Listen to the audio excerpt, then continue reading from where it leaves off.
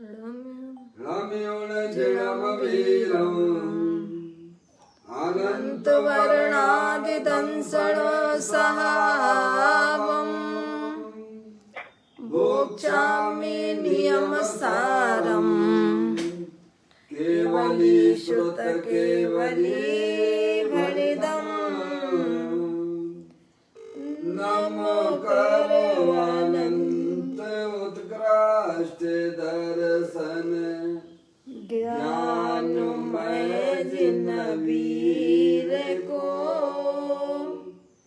कहो नियम सार सु केवली श्रुत केवली पर कथित को।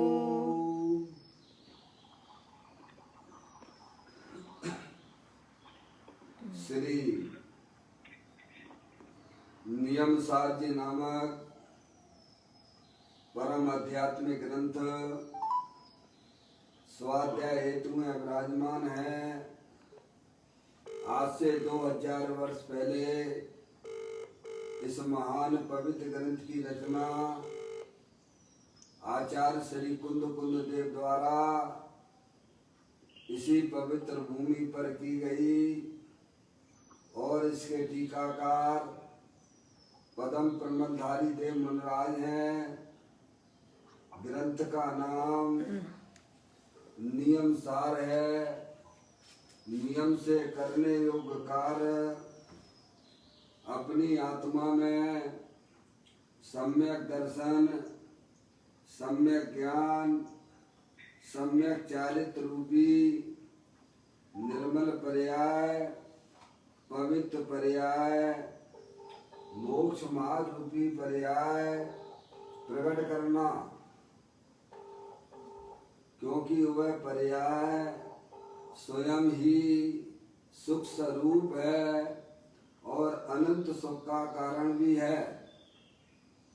अनादि काल से हमारे आपकी आत्मा में पर को अपना जानने वाली, पर को अपना मानने वाली, पर के साथ संबंध रखने वाली ऐसी मूराग देश रूपी मलिन पर्याय, अपवित्र रूप पर्याय प्रकट है,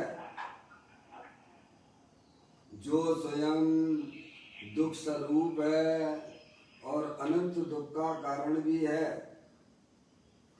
ऐसी मूराग देश रूपी मलिन पर्याय का अपनी आत्मा में से उस पर्याय का अभाव करना है और सम्यक दर्शन, ज्ञान, चारित्र, निर्मल वाली पर्याय को अपनी आत्मा में प्रकट करना है। ऐसे कार्य की प्राप्ति जिनवाणी माता के द्वारा अपने आत्मा के स्वरूप को पहचानना, अपनी जो आत्म वस्तु है वह परद्रव, परभाव और पर्याय से विभिन्न एकमात्र अखंड ज्ञान ज्योति स्वरूप है। ऐसे ही ज्ञायक प्रभु परमात्मा का माँ जनवाणी माता के द्वारा परिचय करके तत्पश्चात शरीर रागादि ये सब कर्म कृत वस्तुएं हैं। इनका हमारे आत्मा के साथ में किसी भी प्रकार का कोई संबंध नहीं है। इस प्रकार सम्यक भेद ज्ञान पूर्वक शरीर रागादि की रुचि छोड़कर अंदर में जो अखंड ज्ञान ज्योति स्वरूप भगवान आत्मा है उसमें ही अपनापन स्थापित करना और उसी को ही निज रूप से जानना, उसमें ही अपनी वर्तमान पर्याय को मग्न कराना, उसे ही हरियंत परमात्मा ने धर्म कहा है। उसकी चर्चा आचार्य भगवंतों ने, मुनिराजों ने एक एक गाथा, उसकी टीका और कलशों के माध्यम से हमें अपने आत्मा के स्वरूप को यहाँ पर समझाया है। देखिएगा, यह परम आध्यात्मिक ग्रंथ है जिसका नाम श्री नियम सार जी है, जिसके 7वें अधिकार की चर्चा हमारा यहाँ स्वाध्याय हेतु कर रहे हैं, जिसका नाम है शुद्ध निश्चय प्रायश्चित अधिकार, जिसके अंतर्गत 170वें नंबर की गाथा का स्वाध्याय हम और आप यहाँ कर रहे हैं। उसका प्रारंभिक पाठ करते हुए आचार्य भगवंतों ने जो हमें इस गाथा में बताया है उसका भाव हमें ग्रहण करना चाहिए। पाठ करता हूँ।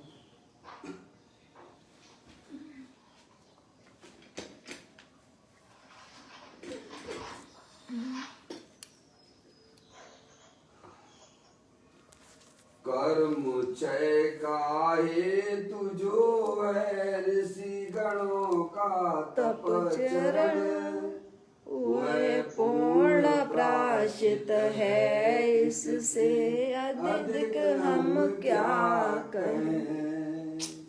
आचार्य कुलकुल देव 2000 वर्ष पहले इस बात की यहाँ पर घोषणा करते हैं कि समस्त कर्मों का क्षय वास्तव में पूर्ण प्रायश्चित के द्वारा ही हो सकता है। हमारे आत्मा के साथ में 8 कर्मों का जो संयोग अनादि से चला आ रहा है और हमारी आत्मा में जो भाव कर्म मोह राग देश के परिणाम जो अनादि काल से हमारी आत्मा की पर्याय के साथ में संयोगी भाव हैं, उनका क्षय तो एक शुद्ध निश्चय प्रायश्चित के द्वारा ही संभव है। इसीलिए कहते हैं कि इससे अधिक मैं क्या कहूँ। और वह शुद्ध निश्चय प्रायश्चित स्वरूप अरिहंत परमात्मा ने कहा है कि अपना जो त्रिकालीन ध्रुव भगवान आत्मा जो कि तीनों काल शरीर रागादिक से भिन्न अखंड ज्ञान ज्योति स्वरूप है, ऐसे गायक प्रभु परमात्मा को जो अपना जानता है, अपना मानता है और उसमें ही अपनी वर्तमान पर्याय को मग्न कराता है, उसे ही अरिहंत परमात्मा ने शुद्ध निश्चय प्रायश्चित कहा है। यह आचार्य भगवंत ने 170वें नंबर की गाथा में हमें यह समझाया है कि संसार का अभाव कैसे होता है। अपनी आत्मा में जो होने वाले रागादिक प्रवृत्तियां हैं जो कि भाव कर्म है, उनका नाश किस प्रकार से होता है उसकी विधि हमें उन्होंने समझाई है, जो कि हमें समझना चाहिए। देखो मौसी, चलिए अब अपन जो है आगे पूज्य गुरुदेव श्री ने जो यहाँ पर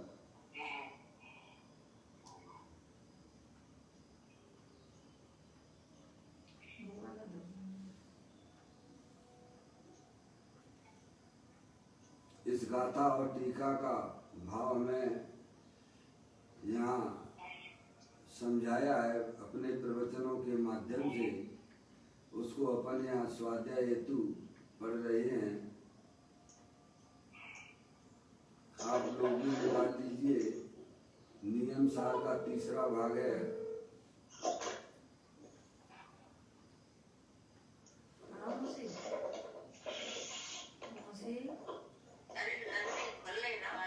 कोई बात नहीं, इस पे चलने दो मुझे, है ना।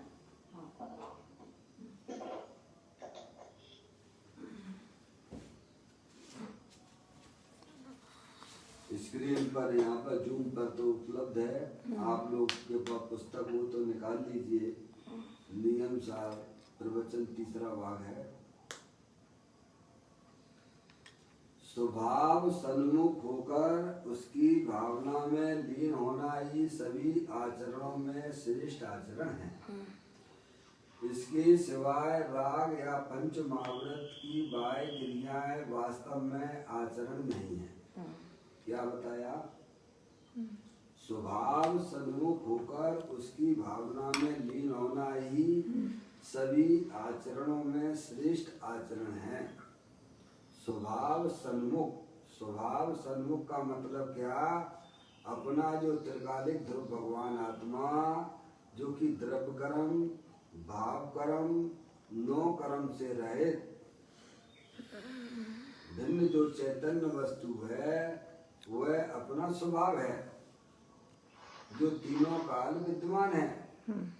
ऐसे गायक प्रभु परमात्मा के सामने अपनी पर्याय की सन्मुखता करना उसको बोलते हैं स्वभाव सन्मुख। द्रव्य और पर्याय स्वरूप वस्तु होती है। पर्याय के बिना द्रव्य नहीं होता है और द्रव्य के बिना पर्याय नहीं होती है। द्रव्य जो वस्तु है वह तीनों काल विद्यमान वस्तु है। द्रव्य का न कभी नाश होता है और न वह उत्पन्न होता है। ऐसी चैतन्य वस्तु देह देवालय में विराजमान है जिसका ना तो कभी हो ना तो उसका कभी उत्पन्न होती है और न नाश होती है। ऐसी चैतन्य वस्तु जो शुद्धात्म वस्तु है न, और उसके सन्मुख जो पर्याय होती है उसको बोलते हैं स्वभाव सन्मुख। क्या स्वभाव तीनों काल विद्यमान है। सिद्ध भगवान जैसा है, जैसे सिद्ध भगवान में अनंत शक्तियां तीनों काल विद्यमान है, ऐसे ही प्रत्येक संसारी जीवों के पास में भी अनंत शक्तियों के भंडार वाला है। जीवत्व शक्ति, चित्त शक्ति, दृष्टि शक्ति, ज्ञान शक्ति, प्रभु शक्ति, विभु शक्ति, सदस्य शक्ति, ऐसी अनंत शक्तियों सहित चैतन्य द्रव्य तीनों काल विद्यमान है। ऐसे गायक प्रभु परमात्मा के सन्मुख जो अपनी पर्याय को करता है, उस जीव की पर्याय में जो मोह राग द्वेष रूपी दुख की पर्याय उत्पन्न हो रही थी उसका अभाव हो जाता है और द्रव्य के अंदर जो शक्तियां विद्यमान थी उनकी पर्याय में अव्यक्तता हो जाती है। उसे ही बोलते हैं शुद्ध निश्चय प्रायश्चित का स्वरूप। वही वास्तविक आचरण है। क्या ना कहा ना उन्होंने, स्वभाव सन्मुख होकर उसकी भावना में लीन होना ही सभी आचरणों में श्रेष्ठ आचरण है। यानी अपनी पर्याय को अपने गायक प्रभु परमात्मा के सन्मुख करना वह आत्मा का वास्तविक आचरण है। वह सर्वोत्कृष्ट आचरण है। समझे आप? और इसके सिवाय राग या पंच महाव्रत की बाह्य क्रिया वह वास्तव में परम आचरण नहीं है। समझ गए? बाहर में निर्वस्त्र दिगंबर काया वह तो शरीर की है और अंदर में जो पंच महाव्रत के पालने का जो राग है वह शुभ राग है, वह आश्रम तत्व है। वह आत्मा का आचरण नहीं है। आत्मा का आचरण तो अपनी पर्याय को द्रव्य के सन्मुख करना और उसमें ही चरण करना वही वास्तव में आत्मा का आचरण है। उस आचरण को ही सर्वोत्कृष्ट आचरण, श्रेष्ठ आचरण कहा गया है। मौसी दो चार जैसी बातें हैं। स्वभाव सन्मुख होकर उसकी भावना में लीन होना ही सभी आचरणों में श्रेष्ठ आचरण है। सब है आपके पास में। द्रव्य भी तीनों काल विद्यमान वस्तु। आप आत्मा हो, जानने देखने वाले हो। आप शरीर नहीं हो, चैतन्य वस्तु हो, अखंड ज्ञान ज्योति स्वरूप हो और पर्याय भी आपके पास में है। लेकिन अनादि काल से यह पर्याय में परद्रव्यों की रुचि होने के कारण वह पर्याय अपने आत्मा से विमुख हो रही है। क्या हो रही है? पर्याय में पर पदार्थों की रागादिक पर पदार्थ है, वे रागादिक भी पर पदार्थ है, उनकी आत्मा में रुचि होने से वह पर्याय पर सन्मुख हो रही है। वो तो संसार का कारण है। क्या अनादि काल से हमारी पर्याय पर द्रव्यों की उसमें रुचि होने से पर सन्मुख हो रही है, और उसका फल मूल आदेश दुख रूपी पर्याय है, जो कि संसार का कारण है। वही पर्याय जब जागृत हो जाती है, सावधान हो जाती है, मुझे तो इस पर्याय में अपने आत्मा का कल्याण करना है, अब मुझे जन्म मरण नहीं करना है। क्या भाई साहब? जब वह पर्याय सावधान हो जाती है वस्तु स्वरूप को समझने के लिए, क्या भाई साहब, जिन्हें देव परमात्मा के द्वारा बताया गया जो मार्ग है उसे समझने के लिए तैयार होती है कि अपनी जो चैतन्य वस्तु है, जो कि तीनों का द्रव्य कर्म, भाव कर्म, नो कर्म से रहे, शुद्ध है। समझ लिया?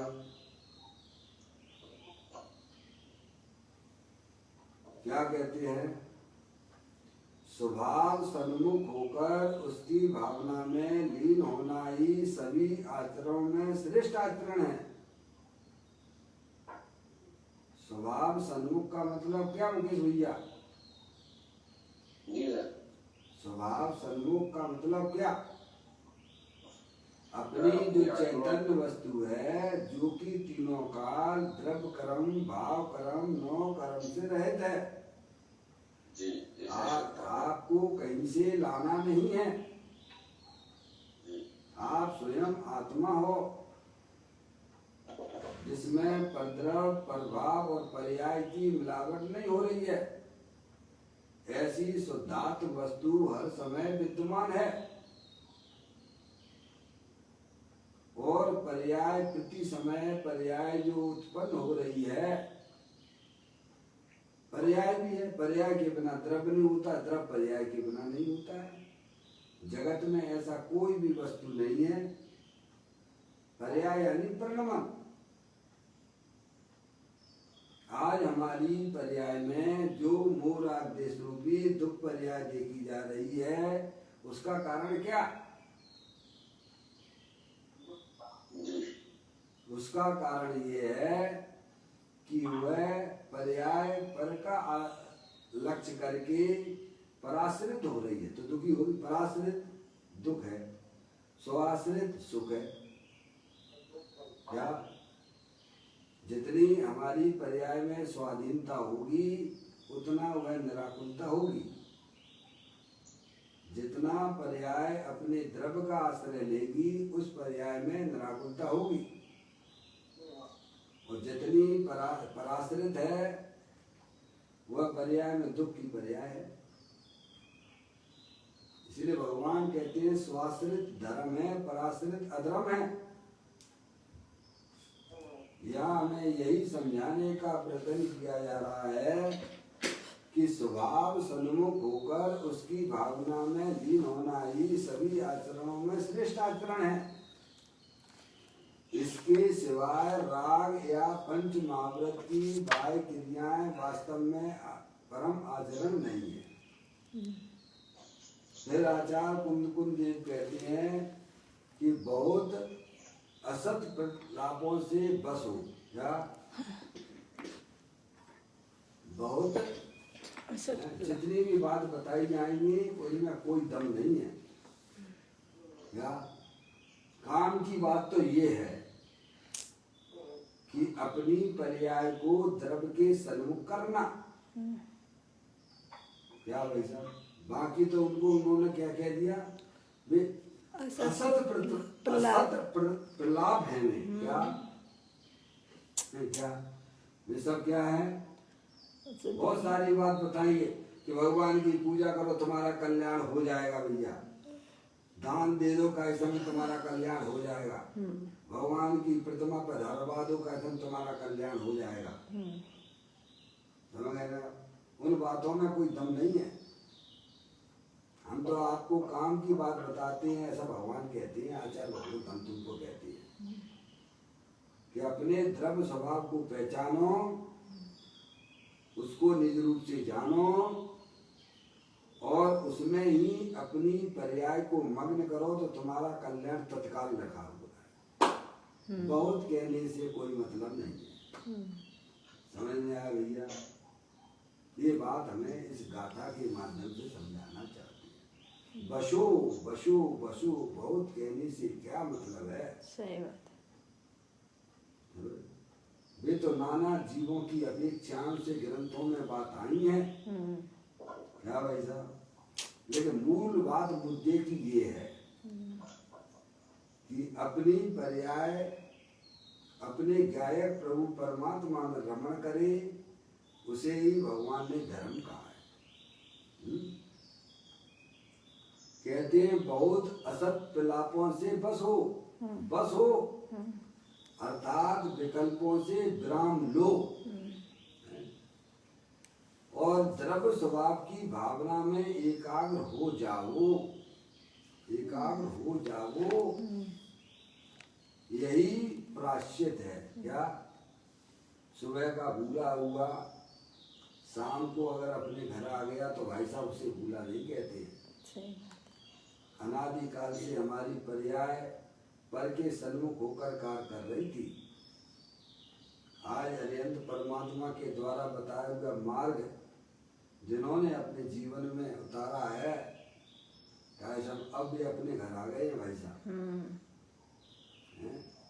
अरे ढोर भी होते हैं, ढोर यानी गाय भैंस है भाई साहब। वे सुबह का समय घर से निकल जाते हैं खेत में, ठीक है, और जो है शाम को अपने घर आ जाते हैं, नियम से आ जाते हैं।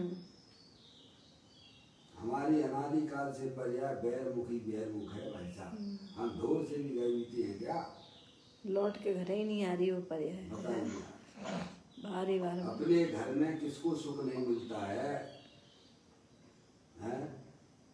सुख तो अपने घर में ही भरा हुआ है। कहते हैं बहुत असत प्रलापों से बस हो अर्थात विकल्पों से विराम लो। व्यर्थ के विकल्प अपनी आत्मा में उत्पन्न ना करो। क्या? अब उनसे बिल्कुल बस हो जाओ। हे जीव माँ चिट्ठे माँ जंपे, अब तू व्यर्थ के विकल्प ना कर। तुम्हें तो सीधा मार्ग बता दिया ना प्रभु ने। अपनी आत्मा का ज्ञान करो और अपने आनंद की अस्थि की मस्ती में मस्त हो जाओ। क्या भाई साहब?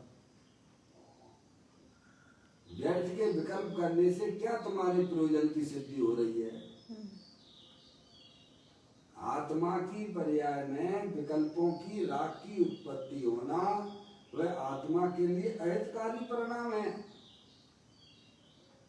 तो प्रभु उनका पर्याय में उत्पत्ति ना हो उसकी भी कोई विधि है कि नहीं है? तो भगवान कहते हैं ना कि अपनी पर्याय को अपने द्रव्य के सन्मुख करेगा तो पर्याय में अतीन्द्रिय आनंद की प्राप्ति हो जाएगी और विकल्पों का नाश हो जाएगा। और जहाँ विकल्पों का नाश हो गया वहां फिर कर्मों का बंधन भी नहीं होगा। हो गया जन्म मरण का अभाव हो गया। और क्या है भाई साहब? ये स्वाधीन क्रिया है आत्मा की, जो उसे समझ में नहीं आ रही है, पसंद ही नहीं आती है। उसे तो वही पसंद है गधा खींचड़े की। क्या भाई साहब? दूसरे के आश्रय बैठे रहिए बैठे रहिए बैठे रहिए बैठे रहिए। दूसरा क्या कर देगा तुम्हारा? है भैया मुकेश भैया? हाँ जी सर। दूसरा क्या कर देगा? बताओ क्या कर देगा दूसरा तुम्हारा? जी कुछ भी नहीं कर सकता। यहाँ किसी को फुर्सत है? संसार में देख लो किसी को फुर्सत हो तो बताइए आप। हैं? 2-1 घंटा आप उसके पास में बैठ जाइए, अंदर ही अंदर सोचता ही कब यहाँ से जाएं, कब यहाँ से जाएं, कब यहाँ से जाएं, कब यहाँ से जाएं, कब तक बैठे रहोगे? करना उसके लिए भी संभव नहीं है, बताइए। बताइए, करना उसके लिए संभव भी नहीं। अरे दोनों के बीच में वज्र की दीवार है,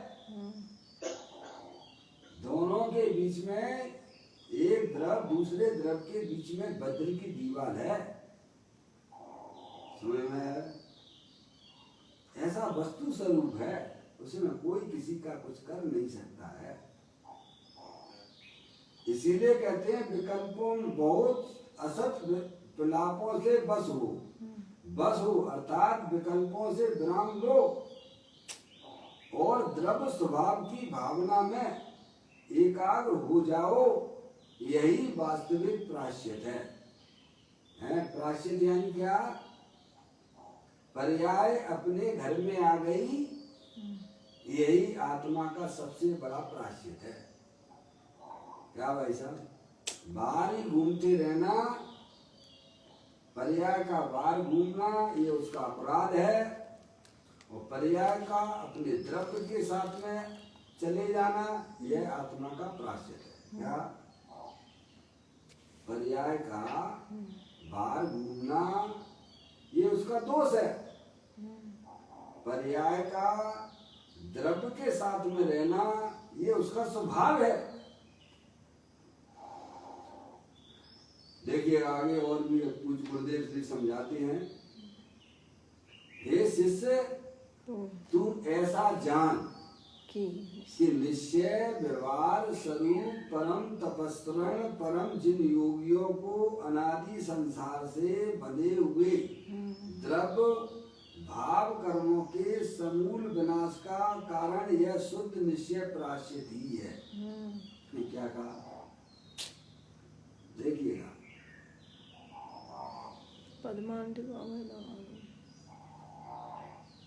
देखो ये सोते क्यों सोते रहते हैं? क्योंकि इनके पास एक तो पुस्तक नहीं है। नींद क्यों आती है? पुस्तक सामने रखते नहीं है, उठते हैं नहीं है, फोन उठा लेते हैं और लगा लेते हैं, सो जाते हैं। फोन देखे, अपने आत्मा की बिल्कुल उन्हें पड़ी नहीं है। जिसे अपने आत्मा की नहीं पड़ी तो दूसरा क्या करेगा? जिसे अपना ही भला नहीं करने हैं, लाख बार कहता हूँ, अब जूम आ गया है भाई साहब, उस पर आ जाएगी आप, क्योंकि उस पर आ जाएंगे तो उनकी सब पोल पट्टी खुल जाएगी। समझ में आया? कि सो रहे हैं कि जाग रहे हैं कि क्या कर रहे हैं। फोटो सहित आइए आप, जैसे आप मेले को देख सकते हैं, मैं भी आपको देखूं कि आप क्या कर रहे हो, तब आपको जागृति आएगी। ऐसे तो आप फोन उठा लिया, चालू कर लिया, लगा लिया और फिर खर्राटे देते रहते हो। 3 काल में तुम कल्याण नहीं होगा उन लोगों का। समझ आया? जो अपनी पर्याय में जागृति नहीं लाएंगे। यहाँ तो बड़ी सुंदर बात करते हैं, पर्याय में जागृति कितनी चाहिए, कितनी पर्याय में जागृति चाहिए। मुनिराज तो सोते ही नहीं है भैया। अगर मुनिराज 5 सेकंड से ज्यादा सो जाए तो उनका गुणस्थान नीचे गिर जाता है। सोचो, थोड़ा विचार तो करो भाई। तुम्हें अपने आत्मा के कल्याण की नहीं पड़ी है तो दूसरा क्या करेगा?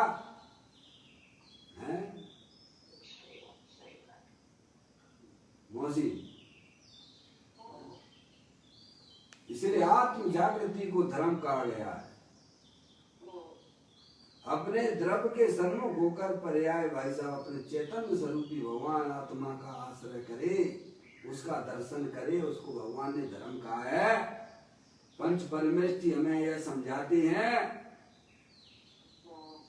कि अपनी पर्याय को अपने द्रव्य के सन्मुख करना। मुनराज तो यही काम करते हैं, यही काम मुनराज करते हैं। और मुनराज के पास में कौन सा काम है बताओ? दुकानदारी में करते नहीं है, हैं भाई साहब। सब घर गृहस्थी सब छोड़ के बैठे हुए हैं। यहाँ तक कि कपड़े भी उतार दिए उन्होंने। समझ गए? विकारों के ऊपर विजय प्राप्त करना ये हमारा परम कर्तव्य है। अगर हमारी पर्याय में विकार की उत्पत्ति होती रही, वृद्धि होती रही, तो संसार से हमें तुम्हें कोई नहीं भाई साहब गमन करने से रोक सकता है। यहाँ तो विकारों पे विजय प्राप्त कैसे की जाती है उसकी विधि भगवान हमें समझाते हैं कि अपनी पर्याय को अपने शुद्धात्म वस्तु के सामने मग्न कराना, अपने आनंद की मस्ती लेना भाई साहब। अस्थि की मस्ती में मस्त हो जाओ भाई, है वह बिना जागृति के नहीं हो सकती है। सोते सोते तो जड़ बन जाओगे, पेड़ बन जाओगे, पता नहीं पड़ेगा। आपको मालूम है 5 पांडव भावलिंगी संत थे, जिसमें 3 तो मुक्ति को प्राप्त हो गए और 2 कहाँ चले गए? सर्वार्थ सिद्धि। सर्वार्थ सिद्धि। समझिए जेल में गए हैं। 33 सागर की जेल हुई है उनको 2 को। वे कौन थे? वे नकुल और सहदेव ये भावलिंगी संत थे वे। समझ में आया? इतनी सी असावधानी की और जेल जाना पड़ा। और हम कितनी सावधानी बता पता ही तक नहीं है अपन को। असावधानी में ही जीवन जी रहे हैं। 24 घंटा शरीर है सो मैं हूँ, शरीर है सो मैं हूँ, स्त्री मेरी है, बच्चे मेरे, लड़का मेरी, लड़की मेरी है भाई साहब। भगवान कहते हैं तेरा तो एक चेतनेश्वर भगवान आत्मा है जो कि अखंड ज्ञान ज्योति स्वरूप है, तीनों काल विद्यमान वस्तु है, दे देवर में विराजमान है। तू शरीर को ना देख, ये रागादिक परिणतियों को भी ना देख, अंदर में जो अखंड ज्ञान ज्योति स्वरूप है उसके आश्रय से तू अपनी पर्याय में लगा। अनादि काल से आत्मा के बिना गाड़ी चलाई है, राग के बिना गाड़ी चलाना सीखना है भगवान। सही बात है। कौन सी गाड़ी? मुक्ति रूपी गाड़ी है। शुद्धात्मा के आश्रय से गाड़ी चलाना सीखो। बस आदि अनंत काल तक ये मनुष्य पर्याय मिली और ना मिली के बराबर हो जाएगी, इसे भगवान कुछ नहीं करेंगे। भगवान ने तो तुम्हें संदेश दे दिया है, जो जीव ऐसा करेंगे उनका कल्याण निश्चित है, और जो नहीं करेंगे वे ऐसे ही जन्म मरण करते रहेंगे। क्या भगवान तो मार्ग बताने वाले हैं, चलना तो हमें भी पड़ेगा और आपको भी पड़ेगा। इसीलिए कोशिश कीजिए। या तो सब पुस्तक भी खुली रहती नहीं आपके जून पर। मोबाइल पे आने वालों को मैं फिर कहता हूँ, दोबारा से कहता हूँ, आप घर पे 400 रुपए का महीने का खर्चा अपने लिए कर सकते हो, नहीं कर सकते हो। सुन लेते हो, इस कान से सुनते हो, दूसरे कान से निकाल देते हो। बिल्कुल तुम्हारे जो है कुछ नहीं होता तुम्हारा। समझ में आया भाई साहब? और कोई कहता हमको चलाना ही नहीं आता है। अरे नहीं चलाना आता है, मैं तुम्हें सिखा देता हूँ। कैसी बातें करती हो? उसमें कोई कठिन बात ही नहीं है। आप मोबाइल उठा लेते हो कि नहीं उठा लेते हो? कौन मोबाइल नहीं उठा पाता? बोलो। अभी मैं घंटी लगाता हूँ, आप मोबाइल उठाते हो कि नहीं उठाते हो? अरे उठाते हो कि नहीं उठाते हो मोबाइल? उठाते हो तो यही तो करना है वहां पे जाके। और क्या करना है? एक उंगली से बटन ही तो दबाना है और चालू हो गया तुम्हारा जूम। और जब तक इतना भी नहीं करोगे अपने लिए, जोड़ते जोड़ते पैसा इकट्ठा करते करते नरक निबूद में चले जाओगे और तुम्हें कोई पूछने वाला नहीं होगा। कहाँ है हमारी पत्नियों, कहाँ है हमारे बच्चे हैं? अभी कोरोना के काल में तो बैठी बैठी बातें भी ना करना कि स्त्री मेरी है, दुकान मेरा है, रुपया पैसा मेरा है। यह सब चीजें स्पष्ट दिखाई दे रही हैं आपके ज्ञान में, फिर भी जागृति नहीं आ रही है। आप अपने साथ अन्याय कर रहे हो भाई।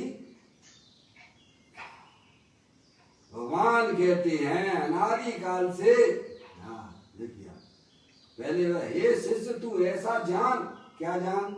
कि निश्चय व्यवहार स्वरूप परम तपस्रण परम जिन योगियों को अनादि संसार से बंधे हुए द्रव्य भाव कर्मों के समूल विनाश का कारण यह शुद्ध निश्चय प्रायश्चित ही है। क्या? जो अनादि काल से आत्मा के साथ में जो 8 कर्मों का संयोग है, ज्ञान वर्णादि 8 कर्म, मोह राग देश का जो संबंध है वह अनादिकाल से है, वह किसी ने किसी को मिलाया नहीं है। अब उनका करना है आपको अपने संयोग और संयोगी भाव का अभाव। तो भगवान कहते हैं कि शुद्ध निश्चय प्रायश्चित के द्वारा ही हो सकता है उनका नाश, देखा ना। द्रव्य भाव कर्मों के समूल विनाश का कारण यह शुद्ध निश्चय प्रायश्चित ही है। क्या है? और शुद्ध निश्चय प्रायश्चित किसे कहा भगवान ने? कि अपनी पर्याय को अपने द्रव्य के समूल करना, इसका नाम पुरुषार्थ। लोग कहते हैं कि भाई साहब क्या करें क्या करें क्या करें, ये करो ना, अपनी आत्मा को पहचानो सर्वप्रथम। अपनी जो चैतन्य वस्तु है, जो तीनों काल ज्ञान आनंद स्वरूप है, ना इसका जन्म होता है ना इसका मरण होता है, अखंड ज्ञान ज्योति स्वरूप है। शरीर है सो मैं नहीं हूँ। आत्मा में रागादिक परिणतियां होती हैं, वे सब अज्ञानता की निशानी है, वह भी मेरा स्वरूप नहीं है। उससे भिन्न जो अंदर अकृत्रिम निर्विम चेतन से भगवान आत्मा सिद्ध भगवान जैसा विराजमान है, उसकी तुम दृष्टि करो, उसमें अपनी पर्याय को मग्न कराओ। उसे भगवान ने शुद्ध निश्चय प्रायश्चित कहा है। बहुत कहने से क्या, थोड़ा लिखा बहुत समझ लिया। आप लिखते हो चिट्ठी में लिखते हो, अब तो चिट्ठी लिखने का सिलसिला भी खत्म हो चुका है। समझ में आया भैया? बहुत लिखा, थोड़ा लिखा, बहुत समझ लेना। यही वास्तव में कर्मों से छूटने का एकमात्र उपाय है।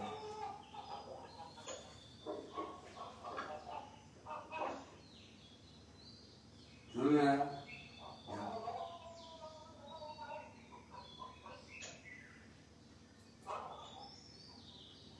समझ में आया भैया?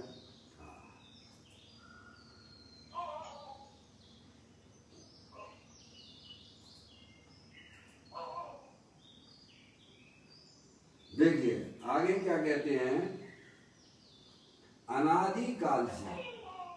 अब देखना, अनादि काल से पर्याय में प्रति समय प्रभाव रूप से भाव कर्म और द्रव्य कर्म की परंपरा चली आ रही है। कब से चली आ रही है भाई साहब? अनादिकाल से। मौसी 2 और 2 4 जैसा है। आप उसका भाव ग्रहण करने की कोशिश कीजिए। कब से हो भाई साहब आप लोग और हम सब कब से हैं? अनादि से। ये जो है शरीर मिल गया भाई साहब, इतना ही ना समझो आप अपने आप को 40 50 60 70 80 साल वाला ना देखना। तुम तो जानने देखने वाले चैतन्य वस्तु हो, अनादि से हो, हैं? समझ में आया भैया?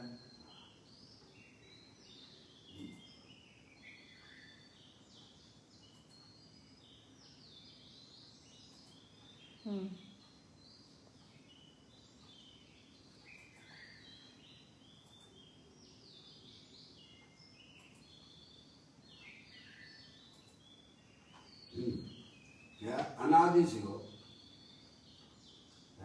जानने देखने वाले का अस्तित्व कब खत्म हो जाता है बोलो?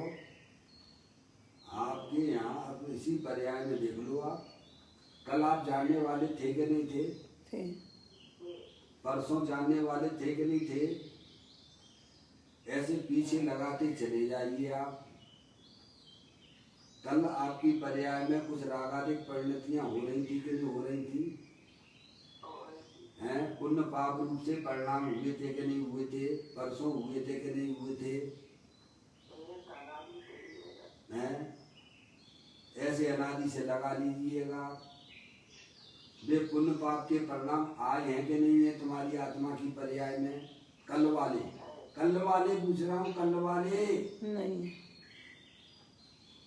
अरे कल जो आपकी आत्मा में जो रागादिक परिणतियां पुण्य पाप वाली हुई थी, अभी है क्या? नहीं। अब आप बोलते ही नहीं हो, आप सोच में पड़ जाते हो, कभी निर्णय नहीं करते हो, इसीलिए सोच में पड़ जाते हो। अरे कल जो आपकी आत्मा की पर्याय में जो रागादिक परिणतियां पुण्य पाप वाली हुई थी, कल भगवान का दर्शन करने गए थे कि नहीं गए थे? कल खाने पीने का तुमने विकल्प किया था कि नहीं किया था? अभी हैं क्या वे? नहीं। हैं? वे ही हैं। अब इतना नहीं सोच पा रहे हो आप, बताइए आप।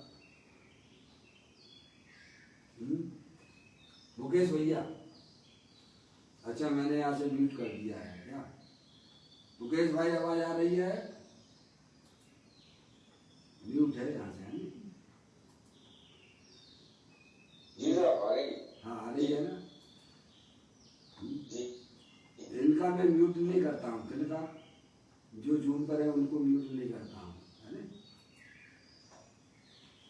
कल बात ये चल रही थी, कल आप जानने वाले थे कि नहीं थे? थे। उससे पहले भी जानने वाले थे कि नहीं थे? थे। थे। उससे और उस समय आपकी पर्याय में कल पुण्य पाप के परिणाम हुए थे कि नहीं हुए थे? हुए थे। अभी है क्या वे वाले पुण्य पाप के परिणाम? वो नहीं, वो अपनी वो नहीं है। तो बस यही तो समझना है भगवान, और क्या समझना है? शरीर तो जड़ है, ये तो दुनिया कहती है। शरीर तो जड़ है, मुर्दा है, चलता फिरता मुर्दा है।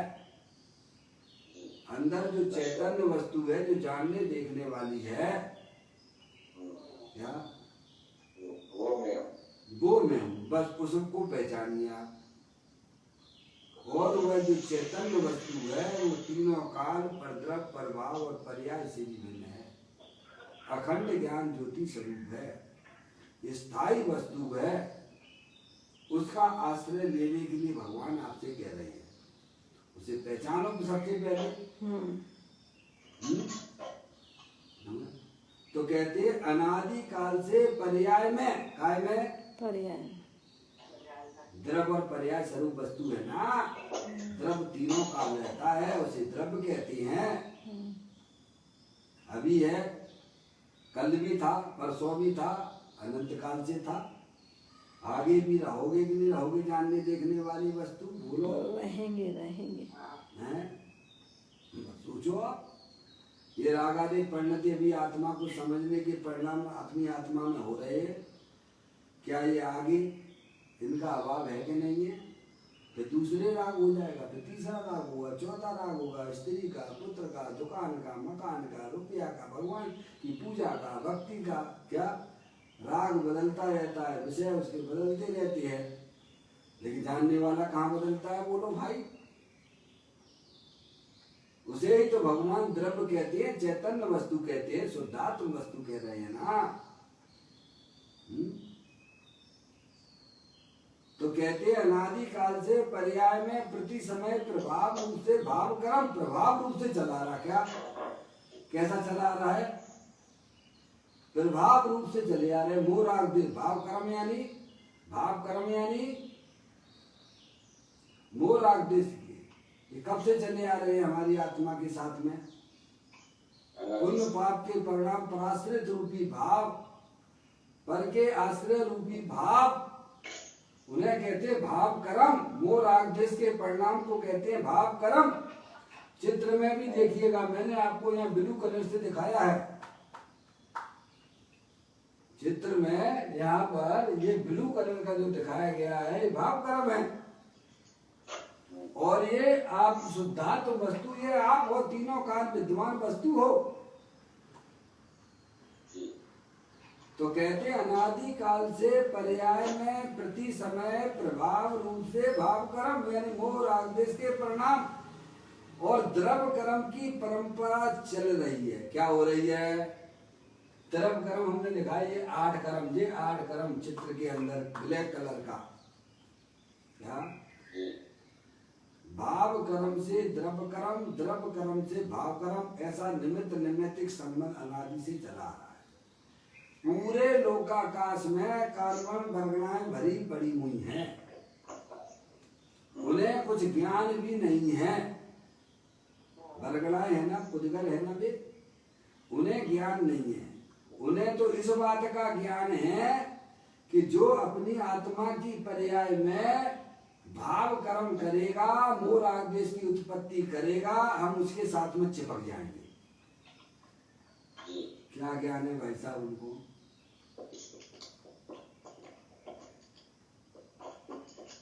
क्या जो अपनी आत्मा में मोह राग द्वेष की उत्पत्ति हो रही है, और ये कार्बन वर्गणाएं पूरे लोकाकाश में भरी पड़ी हुई है। आप कहीं भी चले जाओ भाई साहब, लोग समझते हैं कि भाई साहब हम पाप करें या कोई हमें देखेगा नहीं। अरे तुम तो देख ही रहे हो कि नहीं देख रहे हो? तुम पहले ये बताओ, तुम जानते हो कि नहीं जानते पाप करते समय? और भगवान से तो कोई बात है तुम्हारी छुपी नहीं है, बताइए आप। कहीं भी चले जाइए आप, वहां जहाँ भाव कर्म की उत्पत्ति होती है, वहां द्रव्य कर्म जो है आपकी आत्मा के साथ में चिपक जाती है, वह कर्मों का बंधन हो जाता है।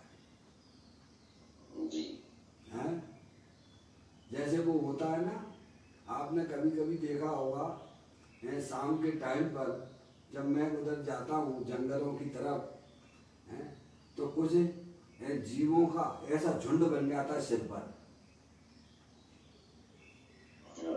देखा है आपने मुकेश भैया? हाँ बिल्कुल सर। अपन चलते जाते हैं, वे भी अपने साथ चलती चली जाती हैं जी। क्या? वे भी अपने साथ ही चलती चली जाती हैं। आप जितनी दूर जाओगे वे भी तो आपके साथ ही चलेगी, है जी। ऐसा देखने को आता है। ऐसे ही आत्मा के साथ में जो भाव कर्म उत्पन्न हो रहे हैं, पूरे लोकाकाश में वर्गणाएं भरी पड़ी हुई हैं। उन भाव कर्म के निमित्त से वे वर्गणाएं आपके आत्मा के साथ में संबंध बना लेती हैं। उनको बोलते हैं द्रव्य बंध। क्या? अब ये अनादिकाल से चला आ रहा है, ये सिलसिला चला आ रहा है। भाव कर्म से द्रव्य कर्म, द्रव्य कर्म से भाव कर्म। आचार्य भगवंतों ने इसे समझने के लिए दृष्टांत भी दिया है। जैसे कोई व्यक्ति शरीर में तेल का मर्दन कर ले और मार्केट में निकल जाए, तो धूल किसके चिपकेगी? एक ने शरीर पर मर्दन तेल का नहीं किया है और एक ने तेल का मर्दन कर लिया है, तो मार्केट में तो धूल उड़ रही है ना। क्या धूल को पता है कि भाई साहब मुझे किसके साथ चिपकना है? धूल को पता है कि मुझे किसके साथ में चिपकना है? नहीं। वो तो बस इतना जानती है कि जिसने तेल का मर्दन किया है बस उसके साथ में चिपकना है, और जिसने शरीर में तेल नहीं लगाया है उसके पास हम जाएंगे तो भी कैसा उसके साथ हमारा संबंध बनेगा नहीं। ऐसे ही पूरे लोकाकाश में कार्बन वर्गणाएं भरी पड़ी हुई है। कितनी सुंदर व्यवस्था है, बोलो भाई साहब। अब सारी जिम्मेदारी आपको आपके परिणामों की हो गई है कि नहीं हो गई है? अब परिणाम आप कितने भी गंदे कैसे भी दूसरे के बारे में खूब उल्टा सीधा सोचते जाएंगे, मरेगा कौन? अरे कौन मरेगा? जो दूसरे के बारे में सोचता है उल्टा सीधा, भाई साहब उसका तो पहले बुरा होगा। हम सोच रहे हैं कि दूसरे के लिए गड्ढा खोद रहे हैं, स्वयं उसमें फंसे जाते हो आप जाके, हैं? इसीलिए अच्छे विचार रखिए। क्या रखिए? अपने दुश्मन का भी कल्याण हो, ऐसी अंदर में भाई साहब परिणाम हमारे होना चाहिए। निर्मल रखिए, पवित्र रखिए। ज्ञानी जीव यही काम करते हैं। क्या करते हैं? किसी के बारे में गंदा ना सोचती है। सब जीव अपना कल्याण करे, सब जीव अपनी आत्मा को समझ के अपना कल्याण करे, ऐसी भावना उनके हृदय में रहती है निरंतर। तो पुण्य तो अपने आप ही बनता है ना भगवान। बोलो होगा कि नहीं होगा? नियम से बताइए आप। पाप से बचने की विधि भी भगवान ने बता दी आपको। अपने परिणाम निर्मल रखिए, आप पवित्र भावना करिए, है। अपने आत्मा के बारे में सोचिए। अनादि काल से हमारा आत्मा ऐसे ही जन्म मरण करता हुआ चला आ रहा है। भाव कर्म से द्रव कर्म, द्रव कर्म से भाव कर्म, है भाई साहब। इसे अपनी आत्मा को अपने कर्मों से छुड़ाना ज्ञानियों को आता है, अज्ञानियों को नहीं आता है। क्योंकि अज्ञानी अपने आप को शरीर माने हुए बैठा हुआ है। भगवान कहते तुम शरीर कभी होते ही नहीं हो, तुम तो चेत निसर भगवान आत्मा हो, अखंड ज्ञान ज्योति स्वरूप हो। तुम अपने आप को पहचानो। तो कहते हैं अनादि काल से पर्याय में प्रति समय प्रभाव रूप से भाव कर्म और द्रव कर्म की परंपरा चल रही है।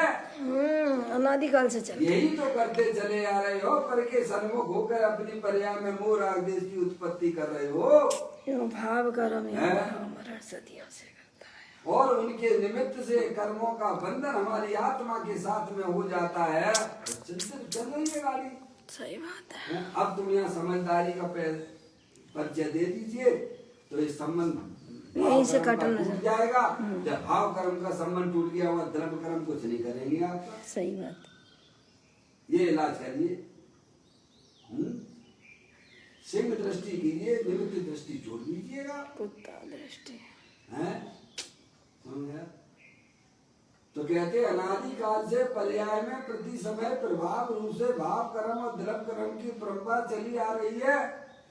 कब से हो भगवान? अनादि के हो। कब तक रहोगे? अनंत काल। पापा अनंत काल तक रहने वाले हो। भगवान कहते जितना तुम्हारा भूत निकल गया है ना अनंत काल का, भविष्य उससे अनंत गुना है। कितना? जितना अनादि भी अनंत हो गया है।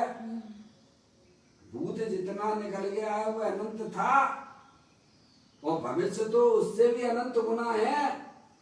उसके बारे में क्या सोचते हो भाई? बोलो। हमें तुझे बस पैसा इकट्ठे कर लो और उसी में जाके कीड़ा बन जाओगे। जहाँ भावलिंगी संतों को भी भाई साहब स्वर्ग में जाना पड़ा, राग की विकल्प की उत्पत्ति हुई। वहाँ सोचिए हमारी आत्मा में स्त्री आदि के संबंधित पर द्रव्यों के संबंधित जो आसक्ति का परिणाम चल रहा है वो हमें कहाँ ले जाएगा? नरक निगोद में ले जाएगा। और कहाँ ले जाएगा? है भाई साहब, स्वरूप की पहचान नहीं। कहाँ ले जाएगा? तुम सोचो तो अपनी आत्मा में क्या कर रहे हो। इसीलिए योगेंद्र महाराज ने 14वें नंबर की गाथा में योग सार ग्रंथ में कही है कि हे योगी, परिणामों में ही बंद है, परिणामों में ही बंद है, परिणामों में ही मुक्ति है। इसीलिए तू परिणामों को पहचान। किसको पहचान? परिणामों को पहचान। किसको पहचानने की बात की है? परिणामों को पहचानने की बात की है? और हमने परिणामों को तो ऐसा खुला छोड़ दिया है जैसे उनसे हमारा कोई लेना देना नहीं है। बताइए आप, निरंतर पर के आश्रय बैठे हुए, पराधीन बैठे हुए हो।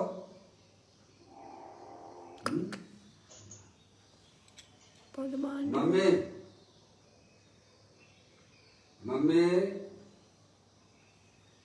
ये मैं सब बंद करने वाला हूँ, मोबाइल वाला। भाई साहब ध्यान रखिए, आप अगर सोने की प्रवृत्तियां बना के रखेंगे बिल्कुल नहीं चलेगी। एक मछली सारे तालाब को गंदा करती है, कहावत है। सोता कोई और है, दोष सबके ऊपर आ जाता है। पापा अब मुझे तो दिखता नहीं है कि कौन सो रहा है, कौन खर्राटे ले रहा है, हैं? इसीलिए पापा मैं कहता हूँ आप जूम पे आ जाइए। आप जो पद्मा आंटी को फोन काटो, पद्मा आंटी लग रही है। पापा नहीं, पापा तो जाओ। कल से मैं उनको फोन लगाऊंगा ही नहीं, तो सोते हैं। आप चलिए, यहाँ बात यह चल रही है कि अनादि काल से पर्याय में प्रति समय प्रभाव रूप से भाव कर्म और द्रव कर्म की परंपरा चली आ रही है। मोह राग देश की उत्पत्ति हुई हमारी आत्मा में, वहां पर ये पूरे लोकाकाश में वर्गणाएं भरी पड़ी हुई है। देखो आपके कमरे में इस समय आपको धूल उड़ती हुई दिखाई दे रही है क्या मुकेश भैया? नहीं दिखाई। बाबूलाल जी साहब, नहीं आपके कमरे में अभी धूल उड़ती हुई आपको दिख रही है क्या? नहीं। नहीं दिख रही है। तो क्या नहीं उड़ रही है क्या? उड़ रही है। उड़ रही है। आपको ज्ञान कब होगा? जब सूरज की किरण हमारे कमरे के अंदर प्रवेश करती है, फिर आप बड़ी गहराई से उसको देखते हैं तो आपको रजकण उड़ते हुए दिखाई देंगे, तब आपको उनका ज्ञान होता है। ऐसे ही पूरे लोकाकाश में वर्गणाएं भरी पड़ी हुई हैं। यहाँ हमारी आत्मा में कसाय आदि रूप परिणाम हुए और उनका कर्मों का संबंध हमारी आत्मा के साथ में अनादि काल से चला रहा है। भाव कर्म से द्रव कर्म, द्रव कर्म से भाव कर्म, ये श्रृंखला अनादि काल से चली आ रही है। अब आपको करना है इसमें ब्रेक। क्या करना है? तोड़ना है। क्या करना है भाई साहब? इस भाव कर्म से द्रव कर्म की श्रृंखला को तोड़ना है, क्योंकि यही वास्तव में जन्म मरण का कारण हो रही है। तो ज्ञानियों ने आपको एक विधि समझा दी है, वह श्रृंखला आप तोड़ सकते हो। अनंत ज्ञानियों ने तोड़ी है, एक नहीं अनंत ज्ञानियों ने यह श्रृंखला तोड़ दी है। ये आप ही तोड़ सकते हो। आपकी आप तोड़ोगे, मेरी मैं तोड़ूंगा। मैं आपकी नहीं तोड़ सकता हूं, आप मेरी नहीं तोड़ सकते हो। मुकेश भैया जी सर। भाव कर्म से द्रव कर्म की जो श्रृंखला हमारी आत्मा की पर्याय में अनादि काल से चली आ रही है, उसकी अस्थि स्वीकार करना और उस श्रृंखला को यह आत्मा तोड़ सकता है। इस श्रृंखला को आत्मा तोड़ सकता है। किसने तोड़ा है जी? कुछ कह रहे हो क्या? हाँ दोबारा बोले। मौसी बोले क्या? इस श्रृंखला को तोड़ा जा सकता है, क्योंकि अनंत सिद्ध परमात्मा तोड़ के अनंत आनंद में रह रहे हैं। क्या भाई साहब? वे भी अपने जैसे ही थे। भूतकाल जो आपका वह मेरा वर्तमान, वर्तमान जो आपका वह भविष्य मम जान। पूजा में आप बोलते हो प्रभु, जो भूतकाल आपका था वह मेरा वर्तमान है, वो जो वर्तमान आपका है वह मेरा भविष्य होगा। भूतकाल जो आपका वह मेरा वर्तमान, वर्तमान जो आपका है वह भविष्य भविष्य होने वाला है। प्रभु मैंने सच्चा ज्ञान कर लिया है। मैं तो आत्मा हूँ, चेतने से भगवान आत्मा हूँ, अखंड ज्ञान ज्योति स्वरूप हूँ। ये शरीर में नहीं हूँ। अब रागादेह परिणतियां भी सब कर्म उदय जनित अवस्थाएं, इनसे भी हमारा किसी प्रकार का कोई संबंध नहीं है। ऐसा सच्चा ज्ञान जिस जीव की पर्याय में हो जाता है, समझ लेना उसी समय से भाव कर्म और द्रव कर्म का संबंध टूटने लग जाता है। उसी समय से जब ही जिए आत्म जाने, तब ही जिए शिव सुख ठाने। जब ही आत्मा को, बस यही वास्तव में प्रारंभिक सीढ़ी है। द्रव कर्म से भाव कर्म और भाव कर्म की श्रृंखला को तोड़ना हमारा सबसे पहला कर्तव्य है। क्या? उसके लिए ज्ञानी कहते हैं वस्तु स्वरूप का सच्चा ज्ञान कर लो, कि तुम चेतनेश्वर भगवान आत्मा हो। उसकी स्वीकृति में भाव कर्म और द्रव कर्म की श्रृंखला टूट जाती है। क्या हो जाती है भाई साहब? अपने अस्तित्व की स्वीकृति में भाव कर्म से द्रव कर्म की श्रृंखला टूट जाती है। ये ज्ञानियों ने करके बताया है। भले अनादि काल प्रकार से कमरे में अंधकार क्यों ना हो, पर भाई साहब प्रकाश करने में अंधकार टिकता है क्या? नहीं टिकता। नहीं, अरे मकान बनाने में भले ही वर्षों लग जाते होंगे, पर गिरने में कितना टाइम लगता है? सही बात है। कोई देर नहीं। अरे 50-50, 100 मंजिल मकान पे फ्लैट बन जाते हैं, सालों लगते हैं, पर गिराने में कितना समय लगता है भगवान? सेकंडों में धराशायी हो जाता है। ऐसे ही अनादि काल से भले हमारी आत्मा की पर्याय में रागाधिक परिणतियों ने अड्डा जमाया हो, लेकिन उन्हें तोड़ने के लिए भगवान कहते हैं ज्यादा समय नहीं लगता है। आत्म जागृति ही धर्म है। मैं चेतनेश्वर भगवान आत्मा हूँ, मैं शरीर नहीं हूँ। ये समझ लो वहां ब्रेक लग गया भाव कर्म से द्रव कर्म में। क्या लग गया? वहीं पर ब्रेक लग जाता है, श्रृंखला टूट जाती है और आत्मा मोक्ष मार्ग में गमन करने लग जाता है। इतना सरल सरल उपाय है जो हमें इस पर्याय में करने योग्य है। यहाँ नहीं करोगे तो सामने त्रियंच गति हमारे आपके सामने खड़ी हुई है। यहाँ कोई हम भगवान की बहुत पूजा करते, हम भगवान की बहुत भक्ति करते थे, हमने भाई साहब अनुव्रत ले लिए, प्रतिमा ले लिए, ये अरण रोदन के समान है। ये तुम्हारी दलील में कोई सुनने वाला नहीं है। यहाँ पर विद्यार्थी कहे कि भाई साहब मैंने तो बहुत पढ़ाई करता था, दिन में भी पढ़ाई करता था, रात में भी पढ़ाई करता था, तू खूब बोल बोल के सुना, तेरा रिजल्ट फेल क्यों आया मुझे ये बता। क्या? मुझे तुम्हारी कोई दलील नहीं सुनना है। तू पास हुआ कि नहीं हुआ ये मुझे बता बस। पास नहीं हुआ, तूने खूब पढ़ा लिखा हो, मेरा का उससे कोई लेना देना नहीं है। ऐसे ही भगवान कहते हैं तू भगवान की पूजा भक्ति जितनी करना है कर ले, मुझे उससे कोई लेना देना नहीं है। तूने अपनी पर्याय को अपने द्रव्य के सन्मुख किया कि नहीं किया ये बता पहले। ये द्रव्य तो पर रूप परिणामित नहीं होता, तो ये पर रूप परिणाम पर्याय का स्वभाव माना जाए। नहीं, पर्याय का स्वभाव भी पर रूप परिणाम करने का नहीं है। द्रव्य स्वभाव तो पर द्रव्य रूप परिणाम नहीं होता है, लेकिन पर्याय में जो विकार देखे जा रहे हैं वह पर्याय का स्वभाव भी वास्तव में पर रूप परिणाम करने का नहीं है। पर्याय का स्वभाव तो निर्मल पर्याय रूप परिणाम करने का वह पर्याय का स्वभाव है। पर्याय का आत्मा की पर्याय कैसी होना चाहिए? द्रव्य निर्मल है ना? द्रव्य कैसा है? निर्मल है। द्रव्य कैसा है? निर्मल है, पवित्र है, पर द्रव्य पर भावों से भिन्न है। ऐसा परम पवित्र द्रव्य स्वभाव है और उसके अंदर रहने वाले अनंत गुण भी परम पवित्र हैं। अनंत गुण है उस आत्मा के साथ में, वे भी परम पवित्र हैं।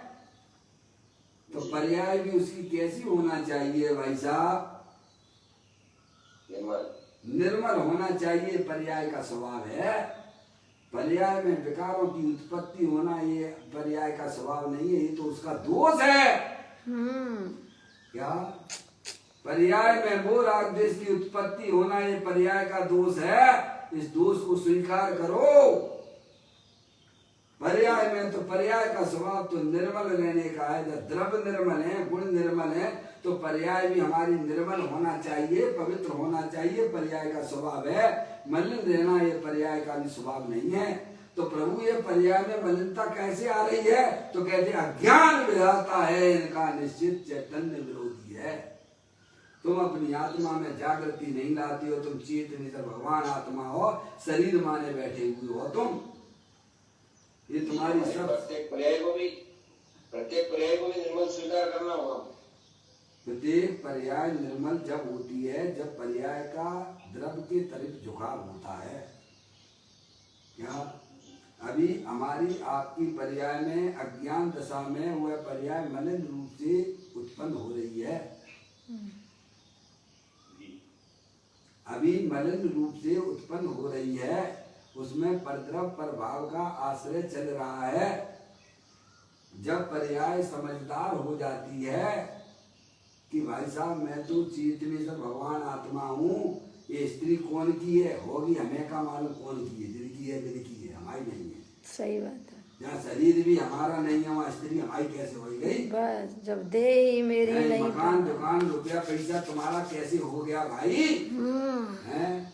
अब आत्मा सावधान हो जाता है। वो मैं प्रभु मुझे तो इन बातों की खबर ही नहीं थी।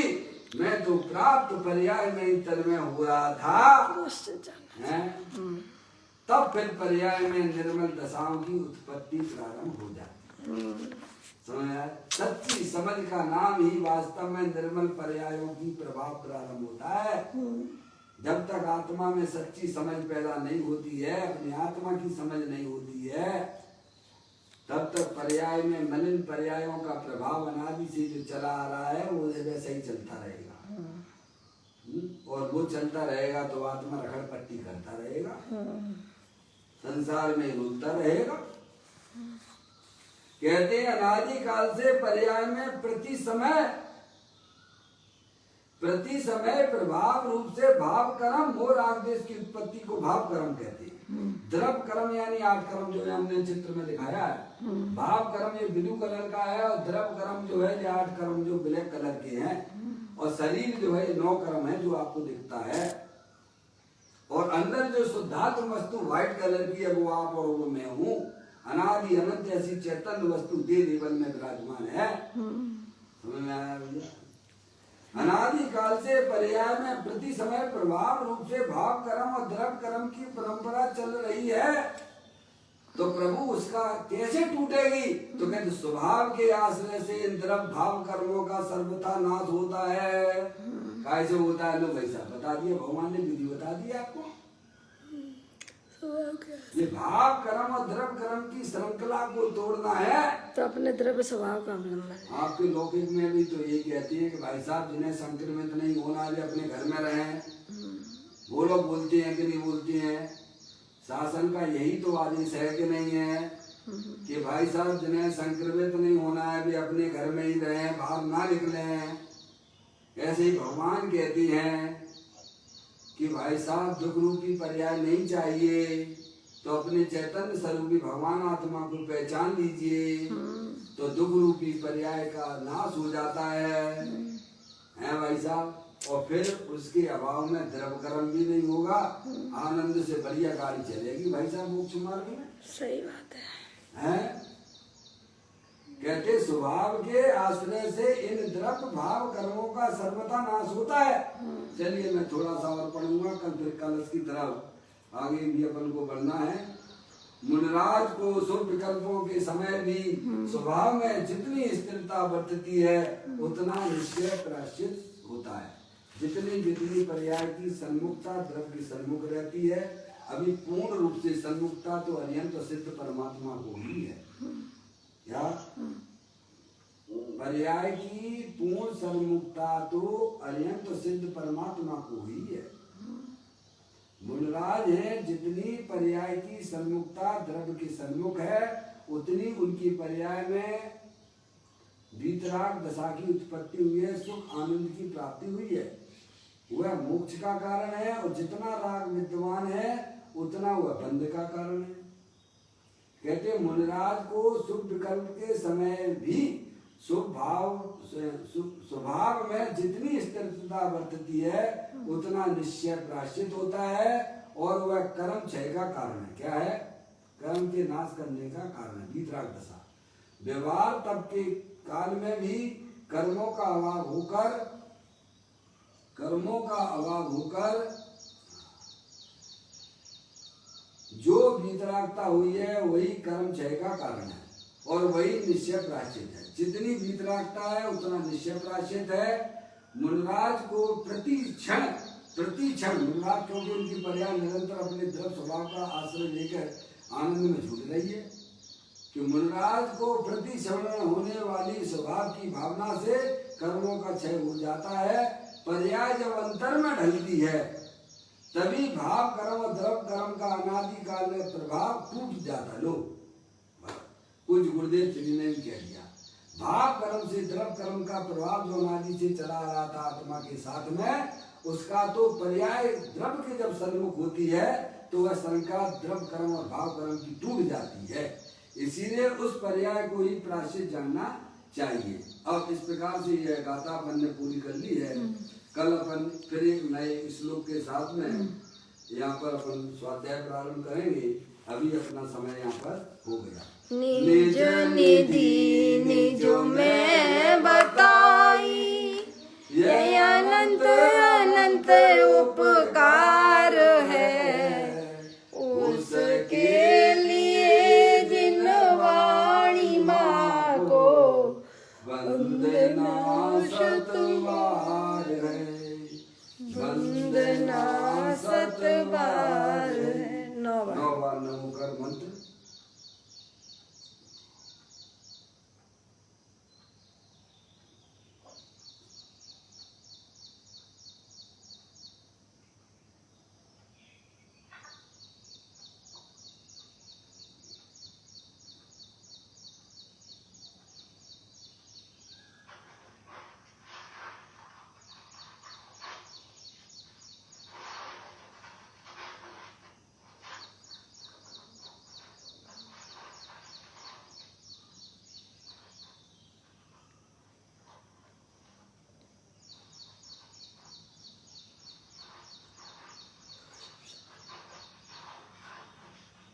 बोलो द्वादशांग जनवाणी माता की जय।